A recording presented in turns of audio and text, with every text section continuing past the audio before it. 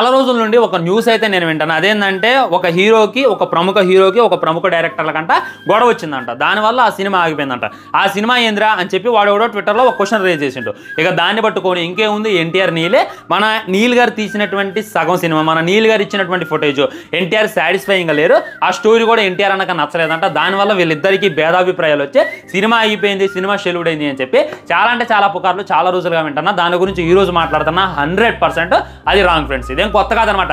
దేవరా అప్పుడు ఇంతే ఏడ్చారు, దేవరా 2 అప్పుడు ఇంతే ఏడ్చారు, వారప్పుడు అంతే ఏడ్చారు, ఇప్పుడు కూడా అంతే ఏడుతున్నారు. ఒక వర్గానికి చెందిన వాళ్ళు ఒక గ్రూప్ లాగా మెయింటైన్ అయ్యి ఎన్టీఆర్ అన్నని కావాలని చెప్పి టార్గెట్ చేస్తున్నారు. అలాంటిది ఏం లేదు.